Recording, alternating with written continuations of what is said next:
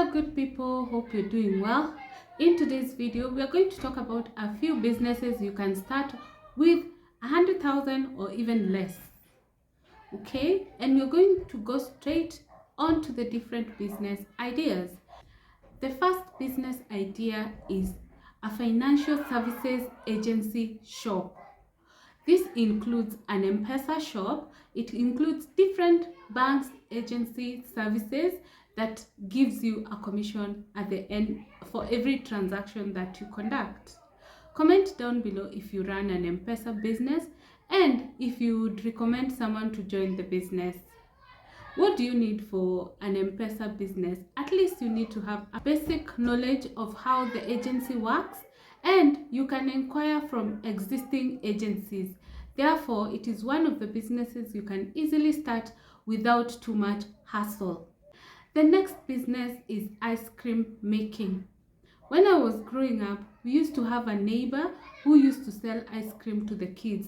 And I'm gonna tell you, they were making quite some good money because all you need is your freezer and some few ingredients to start with. Maybe at a later date, you may want to improve the business to maybe some more commercialized aspect of the ice cream. But if you're starting up, you just do the basics. Once again, you can check even through YouTube. You can get an idea of just the basics of making an ice cream. The next business you can start is a grocery shop. For a grocery shop, you just need to understand the needs of your area or the area you will be targeting for business, and you're good to go. You can decide to start a vegetable, or so to speak, a market shop, aka in Kenya well known as kibandaski, or you can decide to start a grocery shop which involves the basics like tea leaves, bread, milk, and those basics that each and every household requires. You may find that in the modern times, most people are shopping from the supermarket and they don't pay much attention to the shops, but they will still need the few basic things. For instance, if you shop once a week, like I do, I'm sure if you have been following us for a while, you know that. So you shop once per week, and then maybe in the course of the week something has run out, or maybe you're using fresh milk on a daily basis. Instead of buying the whole week, you can find yourself picking a piece every time you're getting home, or every evening or in the morning. Then for the green grocer, you need the vegetables and all that. So that is also a viable business, and you actually don't need the 100,000. You can even start with less. Yeah. So my name is Jacie, and welcome to another episode of Live, Learn, Adventure, and Charity. On this channel, we talk about finance, personal development, charity, and travel. If this is your kind of content, kindly consider joining the family. The next business, which is very common nowadays, is photography and videography. Most people have turned to be YouTubers, maybe content creators on Instagram, TikTok, and everywhere. And one of the businesses you do not want to miss at this point in time is an opportunity to get business from the many YouTubers, content creators everywhere that have come up, and they're requiring the services of a professional photographer or videographer. Yeah. For this one, to be honest, you need a few skills, and you can research by yourself and do it. Most of the YouTubers, myself included, we learned to record, edit, and do everything for ourselves. So by the time you're seeking professional help, it means you're now growing bigger perhaps, or you feel like you're not being able to do what maybe you would want for your audience to get. That is why you find yourself having to hire a professional photographer and videographer. Which takes us to our next business. You can become an editor for content creators. It is now a very big booming business, because every time I record a video, I would be more than happy for someone to edit for me. But of course, it depends on your budget, and it depends on how you want your work done. So editor, for those who may require the services of an editor, it's an opportunity nowadays that you would want to grab. The next business is boda boda. That is the motorbike business, where you offer transport services using a motorbike. First, maybe you may just require the 100,000 to acquire a motorbike, but I'm not sure whether a motorbike is actually 100,000 flat, or you can even maybe get a second hand one, which is slightly cheaper, or a more expensive one, a more classic one, which is a bit more expensive. The thing is, if you have to get a second hand, just grab it so that you can start the business. With time, you may grow to the next level. So what you need is, first, you need to have a driver's license, which allows you to drive a motorbike. Most of the drivers, myself included, do not have licenses to ride a bike. So it is important to ensure that when you're obtaining the motorbike, you're very sure that you're going to be able to have authority to ride the bike.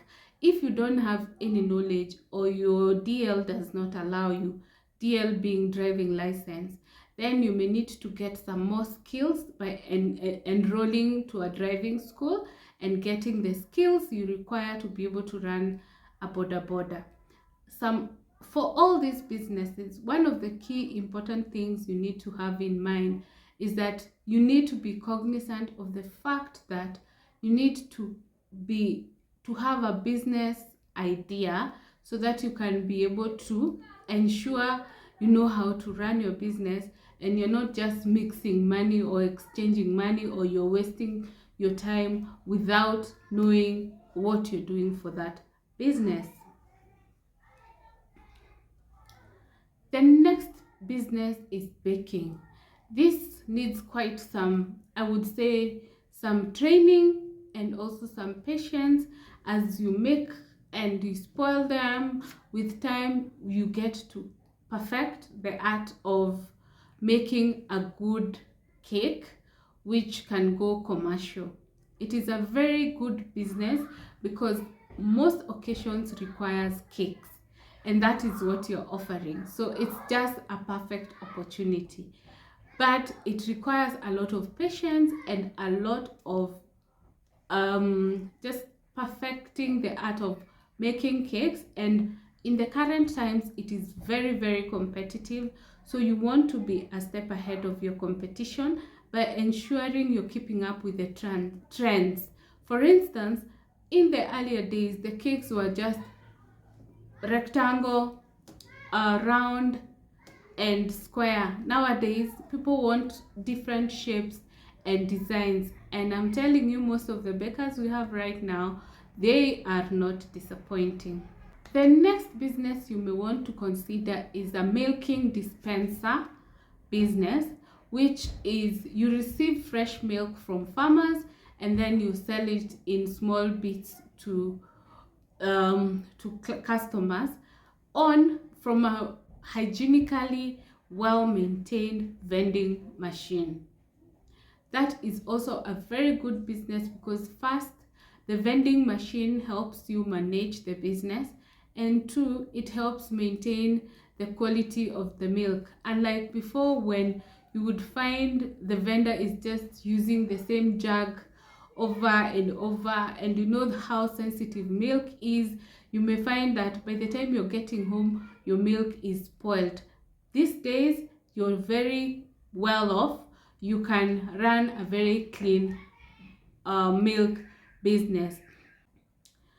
Which takes us to the next business, which is drinking water business. That has also become another booming business, and it is really helping, because Most people would alternatively be boiling water, which sometimes is not very hygienic. And of course, we hope that those who are selling to us water, they're selling us quality water, and they're not just giving us water which is not well taken care of, to ensure that we keep healthy even as we take the water. Because nowadays it's even easier and more cost effective to get the refills than even walking into a supermarket to buy, or into a shop to buy the water. It's actually way cheaper if you get a refill. The next business which you can consider is the second-hand clothes and shoes business. Most people now have embraced the second-hand clothes, and it is obviously an opportunity for you to sell. One thing I have realized about second-hand clothes, mostly they are affordable, so you'll find more people tend to buy. But what I realized is there are two aspects of customers. There are lady customers and men customers. For men, they would want to buy one quality and expensive thing and move on. For ladies, they want to buy cheap stuff and they will keep on buying over and over again. And until I realized that we find ourselves as women shopping and shopping over and over again for the same item, when maybe the same time you bought the first item, the man has it for some time because he got a quality thing, so he doesn't feel the need of changing. Perhaps maybe women can relate. Is it our weakness, or is it something that we just find ourselves preferring to buy those cheap stuff?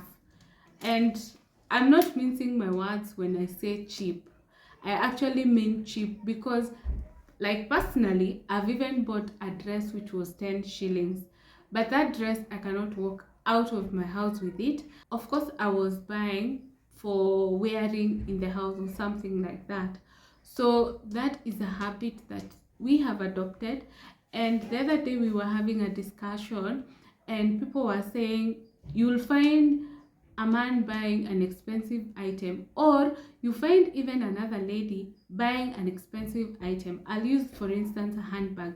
You'll find someone buying maybe a handbag worth 10,000, and I will find myself buying a handbag maybe for 500. And by the time this one for 10,000 is serving that other lady and mine for 500 is serving me, I have bought like 10 more or even more, which I end up not using. Actually, that is one of the weaknesses that most business people maximize on.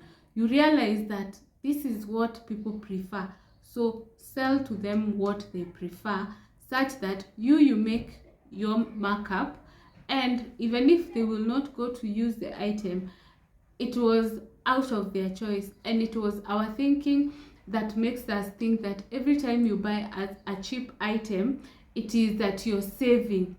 But not in all cases that you find yourself saving. Sometimes you find yourself spending more because you keep buying. But if you only bought one good thing, you would have just closed the chapter and maybe it would have served you for a while. Comment down below if you're a victim of buying up things and then after some times you don't even feel like you like them anymore. I am a culprit. But in 2023, we are working on that. And personally, I've taken it upon myself to improve on those things. But that does not mean we stop giving business to the second-hand vendors.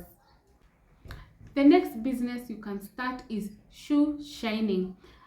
I know most people prefer to just have their shoes done at home, and actually most do. But look at it from this perspective.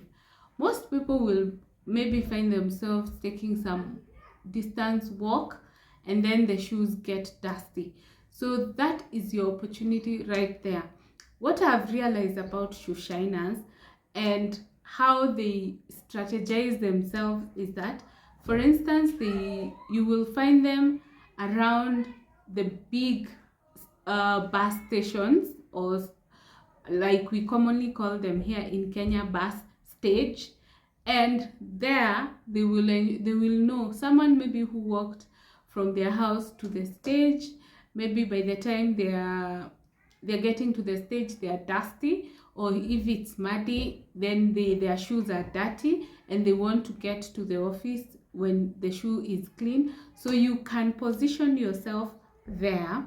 Or maybe perhaps I'll use an example of a place where maybe there are so many houses, but from the house to the main road is a distance.